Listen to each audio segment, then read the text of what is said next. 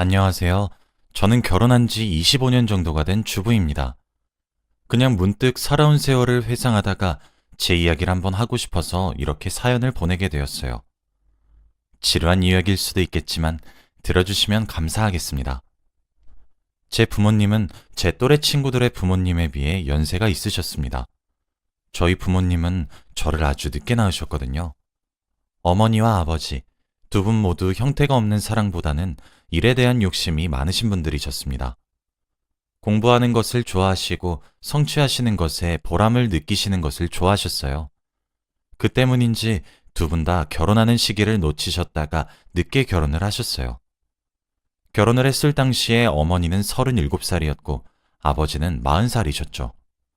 지금 같은 세상에서는 저 나이 때에 결혼을 하는 사람들도 많고 인생은 마음부터 이런 말들도 있었지만 어머니와 아버지의 세대에서는 결혼을 정말 늦게 하신 편이라고 하시더라고요. 어머니와 아버지는 공부에 흥미가 많았는데 심지어 잘하기도 하셨습니다. 아버지는 심지어 그 시절에 유학까지 갔다 오시기도 하셨죠. 아버지는 해외에서 일을 하시다가 부모님을 뵙기 위해 한국에 잠시 들어온 적이 한 번 있었다고 해요. 그런데 바로 그때 저희 어머니를 만나게 되신 거죠. 우연한 기회로 어머니를 마주치게 되었는데 바로 그때 첫눈에 반하셨다고 하시더라고요. 운명적인 첫 만남이었던 것이죠. 어머니와 대화를 주고받을수록 호감은 커졌다고 합니다. 그러나 잠시 한국으로 돌아왔던 터라 다시 일을 하기 위해 해외로 나가셔야 했죠. 아버지는 아쉬움이 많이 남아서 어머니와 메일 주소를 교환하고 다시 외국으로 돌아가셨어요. 하지만 외국에서 일을 하면서도 저희 어머니가 그렇게 생각이 났다고 해요. 물론 저희 어머니도 같은 입장이었다고 했습니다. 그렇게 메일을 주고받으며 서로 연락하다가 아버지가 한국에 들어오시면 종종 만나셔서 데이트를 하셨다고 해요. 그렇게 2년 정도 연락하다가 아버지는 안 되겠다 싶으셨고 해외에서 하시던 일을 정리하시고 그대로 한국으로 귀국하셨습니다. 그리고 저희 어머니께 교제를 시작하자 고백함과 동시에 청혼을 하셨다고 해요. 저희 어머니는 자신을 위해 해외에서 하던 일까지 정리한 남자인 아버지의 청혼 또한 기쁘게 받아들이셨고요. 사실 그 시절엔 여자가 사회적으로 어느 정도 명예로운 위치까지 올라가고 성공을 할 확률은 지극히 낮았습니다. 그래서 저희 어머니는 손가락질도 많이 받았어요. 독하다고 말이죠. 그 시절에는 여자가 집안일을, 남자가 바깥일을 하는 것이 올바른 인식이었거든요. 모두가 저희 어머니께 독한 여자라고 손가락질을 했었는데 저희 아버지만 아니었다고 하더라고요. 바로 아버지의 그 점에 어머니는 사랑에 빠지셨다고 했습니다. 남들보다 느끼한 결혼이었지만 제 짝을 만나셨던 두 분은 금슬도 참 좋았어요. 아버지는 한국에서도 곧바로 취직을 하셨죠. 어머니와 아버지 두 분 다 학력도 고학력으로 어디 가서 빠지지 않았거든요. 그래서 두 분의 결혼식은 화려했습니다. 나이가 어느 정도 있기도 했고 두 분 모두 사회적인 위치와 돈 또한 어느 정도 있었기 때문에 말이죠. 결혼을 하시고 난 뒤 얼마 지나지 않아 제가 선물로 두 분을 찾아가게 되었고 난산으로 저를 낳으셨습니다. 그래서 저희 집은 외동딸로 저 하나밖에 없어요. 귀하게 얻었던 아이라 그런지 저는 정말 사랑을 듬뿍 받고 쑥쑥 자랐습니다. 사실 저희 집은 다른 집들에 비해 특이한 점이 하나 있었어요. 바로 거실에 TV가 없다는 점이었죠. 대신 커다란 책상이 하나 있었습니다. 저희 집은 TV를 시청하기보다는 항상 책을 가까이 했어요. 그런 어머니와 아버지의 모습을 보고 자라서 그런지 저도 책을 보는 것이 익숙했고 흥미가 많았죠. 아마 영향을 크게 받은 것 같습니다. 그렇다 보니까 아주 자연스럽게 저도 공부를 하는 행위를 정말 흥미롭게 여길 수 있었고 부모님이 딱히 공부를 하라며 잔소리를 하시지는 않았었는데도 불구하고 제가 알아서 좋은 대학에 들어갔고 좋은 직장에 취직할 수 있었어요. 사실 저는 공부도 참 오랜 시간 동안 했습니다. 저도 공부에 대한 열망과 욕심이 엄청 많았거든요. 사회적으로 성공하신 부모님과 저도 괜찮은 탄탄대로를 밟고 있어서 저희 집안은 참 남들에게 부러움을 사곤 했죠. 그런데 불행은 정말 예기치 못한 곳에서 찾아왔습니다. 어머니께서 난치병이 찾아오게 되었거든요. 원인은 알 수 없었지만 점점 몸의 운동 기능을 상실해가는 무서운 병이었어요. 어머니는 점차 몸에서 근육이 사라져갔고 끝내 휠체어에 의지하는 삶을 살게 되었습니다. 아버지도 퇴직을 하시고 어머니를 보살피기 시작했어요. 어머니께 찾아온 병은 정말 무서운 병이었습니다. 어머니를 빠른 속도로 피폐한 상태로 만들었고 천문학적인 치료 비용이 필요했어요. 어머니의 병원비를 대기 위해 저는 돈을 벌어야만 했습니다. 어느새 남들보다 조금 더 부유했었던 저희 집은 점차 빚이 쌓여가고 있었어요. 그래도 아버지가 버티고 서 계셨기 때문에 열심히 하면 괜찮을 거란 생각을 계속 가지고 있었죠. 그런데 제 불행은 거기서 끝나지 않더라고요. 아버지께도 간암이라는 병이 찾아왔거든요. 어머니와 아버지의 병원비에 등골이 휠 정도였습니다. 처음엔 저희 가족 모두가 아버지의 암을 부정했어요. 인정하고 싶지 않았습니다. 좋은 직장을 다니곤 있었지만 그걸로 병원비를 대는 것은 턱없이 부족해 적금을 하나씩 깨기 시작했어요. 부모님의 투병 기간이 길어지기 시작하니 전 투잡 쓰리잡을 하며 낮밤을 가리지 않고 돈을 벌기 시작했죠. 제가 회사 일과 병행해서 했던 일들 중 하나는 고액 과외였습니다. 학벌도 좋았던 저는 입시생들을 대상으로 과외를 가르치기 시작했어요. 그런데 제가 가르치는 학생들이 하나둘씩 좋은 성적을 거두기 시작하고 의대나 명문대학에 입학을 하기 시작하니 학생들의 학부모들 사이에서 제 소문이 났던 모양이더군요. 그러면서 여기저기에서 과외 제의가 들어오기 시작했습니다. 원래 저도 꿈이 있었던 사람이었던 터라 제가 다니고 있었던 직장을 포기하고 싶지 않았어요. 하지만 당시 제 과외비를 얼추 계산해보니 웬만한 대기업 연봉이 훌쩍 넘어가더군요. 저는 결국 제 커리어를 포기하고 과외 선생님이란 직업으로 전향을 할 수밖에 없었어요. 제 이상과 로망보다 부모님의 건강이 더욱 소중하고 중요했으니까요. 실제로 제 선택은 탁월했습니다. 부모님 두 분의 천문학적인 병원비를 과외비로 충당할 수 있었습니다. 그 당시에도 몇 명의 남자들을 만났어요. 아버지는 이렇게 살다 자신이 죽는 것 아니겠냐며 그 전에 제 결혼식을 가고 싶다 하셨거든요. 그리고 저도 의지할 만한 곳이 필요하기도 했고요. 하지만 그 시절 만난 3명의 남자친구와는 전부 헤어져야만 했습니다. 처음엔 모두가 이런 제 사정을 헤아려 주었고 대견하다고 말해 주었고 이해를 해 주었지만 점차 시간이 지나가면 지나갈수록 저를 부담스러워하기 시작했거든요. 살인적인 과외 일정에 진료하더니 결국 끝내 헤어지자고 얘기를 하더라고요. 병원비로 인해 생겨난 빚과 또 충당해야 할 병원비와 생활비 등을 충당하기 위해서는 어쩔 수 없는 선택이었지만 막상 현실의 벽에 부딪혀 헤어져야 하는 상황에 놓이니 속이 쓰린 것은 어쩔 수가 없었어요. 그러던 어느 날이었습니다. 제가 회사를 다니면서 처음 과외를 맡았던 학생의 어머니께서 연락이 오셨더라고요. 사실 그 집안 어머님의 입김으로 제가 과외 선생님으로 전향을 할 수 있었기 때문에 고마우신 분이기도 합니다. 그리고 그 집의 3남매 모두를 제 손으로 대학을 보냈기 때문에 종종 연락을 하곤 했었고요. 물론 아이들과도 연락을 계속했었죠. 오랜만에 집으로 초대해 식사를 대접하겠다는 말씀에 감사하다고 말하며 방문을 했어요. 오랜만이라며 웃고 즐기며 아이들 얼굴도 보고 그러면서 시간을 보냈죠. 어머님께서는 제게 둘이서 오랜만에 차 한 잔을 마시자고 제안했어요. 그러면서 듣게 되었습니다. 어머님이 제게 선을 보겠냐고 권유하시더라고요. 본인 외가댁 조카 중 한 명인데 저를 소개시켜주고 싶다고 하셨습니다. 그쪽 집안은 장사꾼 집안이라고 했어요. 부모도 그렇고 그 집 자식들 모두가 공부와 거리가 먼 집안인데 며느리로 학벌 좋은 며느리를 원한다고 하더라고요. 그런데 그 말을 듣는 순간 제가 딱 생각이 났다고 합니다. 학벌도 좋고 참한 여자가 하나 있는데 물어봐 주겠다고 하셨대요. 그리고 그게 바로 저였던 거죠.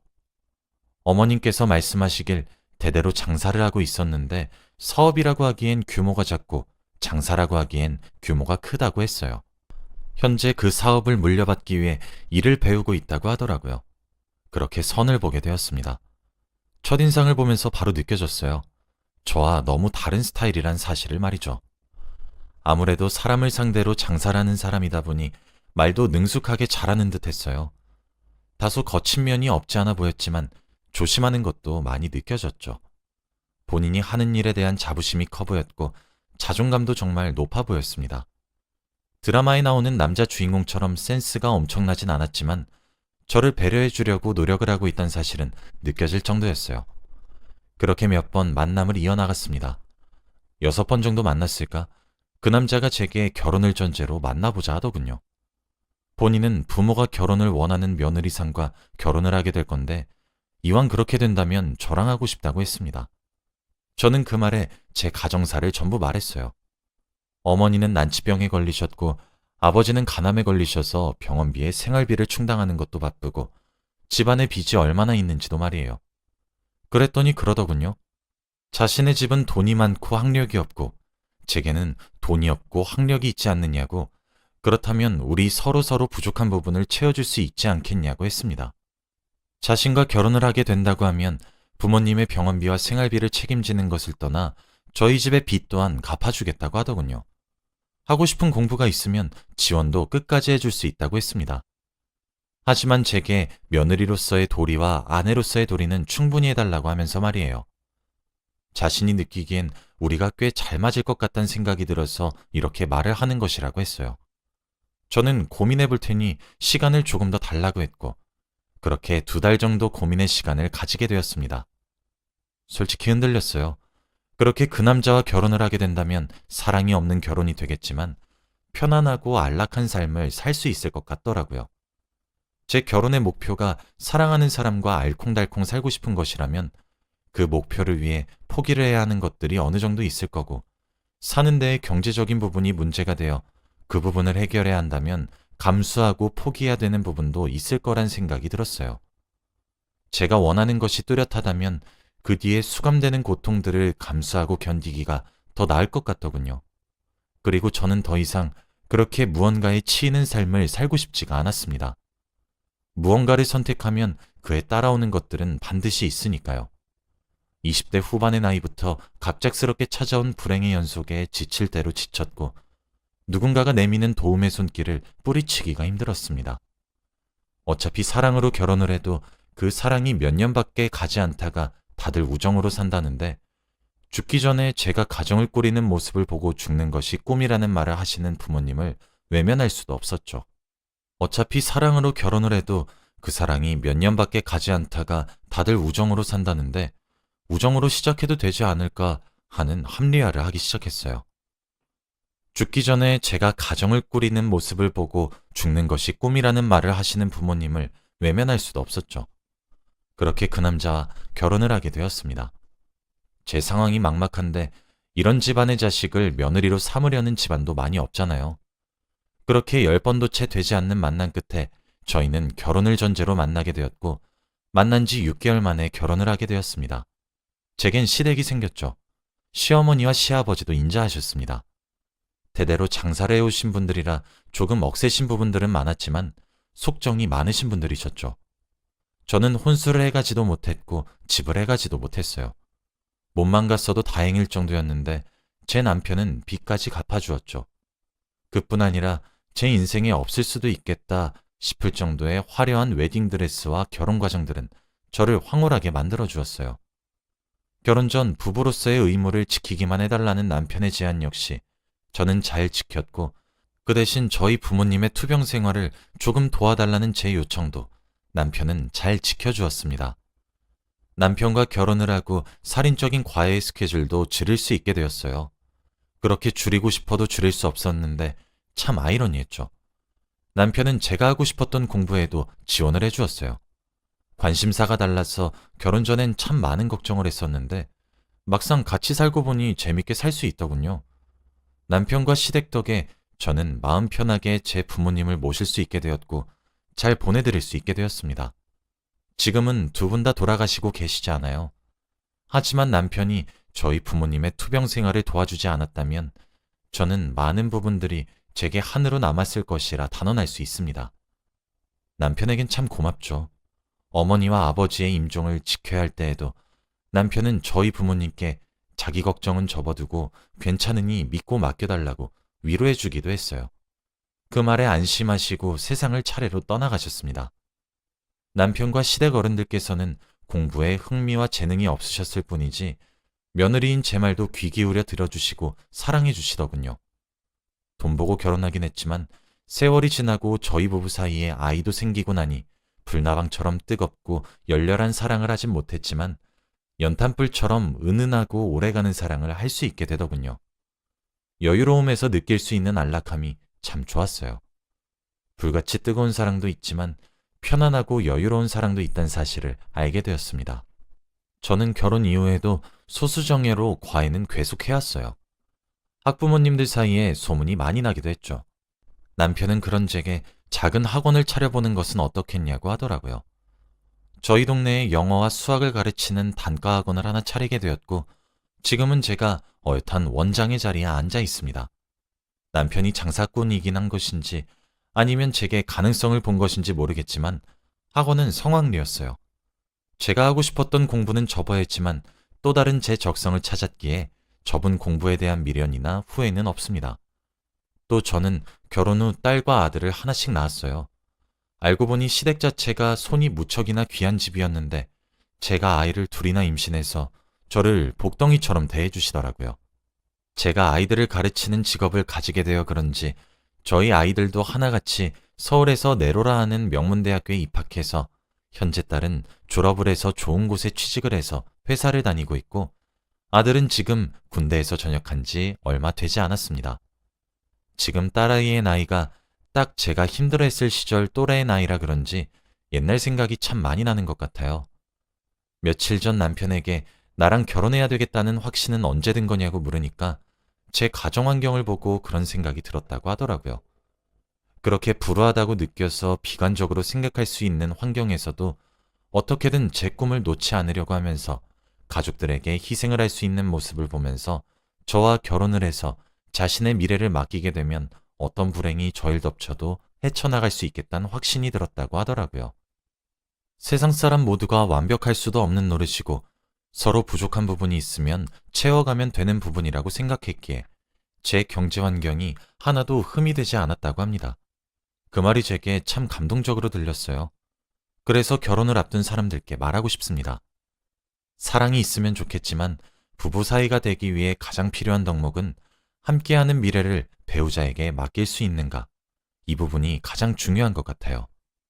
저도 남편도 서로에게 좋은 미래가 되어주기 위해 많이 노력하고 있거든요. 제 이야기는 여기까지입니다. 긴 이야기를 들어주셔서 감사해요. 다들 건강 유의하시길 바라며 행복하세요.